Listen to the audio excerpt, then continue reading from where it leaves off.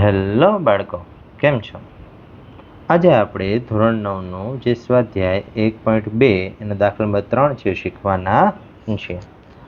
હવે એની અંદર રકમમાં કહે છે કે વર્ગમૂળ 5 એને સંખ્યા રેખા પર કેવી રીતે દર્શાવી શકાય તે બતાવો. એટલે કે વર્ગમૂળ 5 એને આપણે સંખ્યા રેખા ઉપર દર્શાવવાનું છે. ચલો, હવે અહીંયા સંખ્યા રેખા પર દર્શાવવા માટે સૌથી પહેલાં તો આપણે સંખ્યા રેખા દોરીએ કે જે નીચે દર્શાવેલી છે.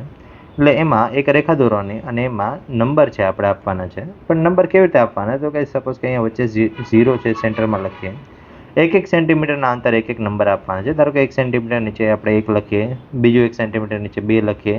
સાથે ડાબી બાજુ છે -1 અને એવી રીતે માઇનસમાં નંબર હોય છે, પણ આપણે 1 થી 2 સુધીની જરૂર છે એટલે એટલા જ નંબર લખ્યા છે. બાકી સંખ્યા રેખા ઉપર અનંત સુધી નંબર છે એ હોય છે.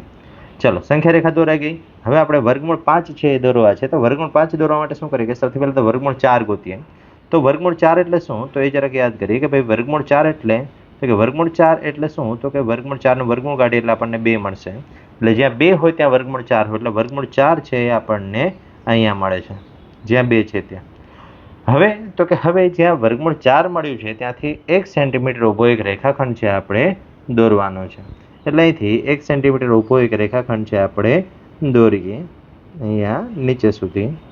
આવી રીતે 1 સેન્ટીમીટર ઊભો એક રેખાખંડ છે આપણે દોરવાનો છે. હવે જે રેખાખંડ દોર્યો છે એમાં આપણે નામ આપી દઈએ કે ભાઈ અહીંયા ઉપરના ભાગમાં છે એ બિંદુ નામ આપી દઈએ, નીચેના ભાગમાં બે બિંદુ નામ આપી દઈએ.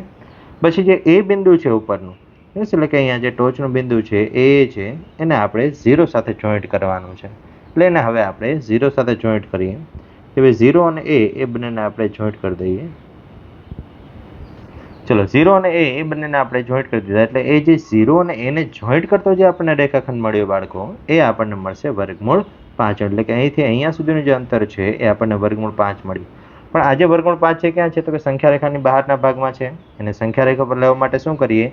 તો કે એને સંખ્યા રેખા પર લેવા માટે આપણે અહીંયા જ્યાં 0 છે ત્યાં પરિકરની ધરી રાખવાની છે અને એમાં પેન્સિલવાળો ભાગ છે એ આપણે અહીંયા એ બિંદુ પર રાખવાનો છે. પછી હવે શું કરશું? તો કે ભાઈ પછી આપણે અહીંયા જ્યાં એ બિંદુ છે ત્યાંથી આપણે આવી રીતના એક ચાપ છે મારી દેવાનો છે. યસ, અને ચાપ મારી દેશું એટલે ચાપ જ્યાં છેદશે સંખ્યા રેખાને, યસ, જ્યાં છેદે છે ત્યાં આપણું સી બિંદુ હશે.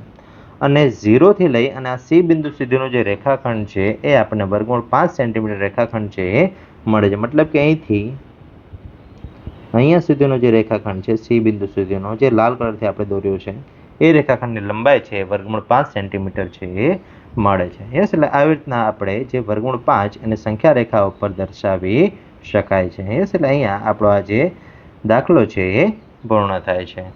થેન્ક યુ બાળકો. મળીએ નેક્સ્ટ વિડીયોમાં નેક્સ્ટ દાખલા સાથે.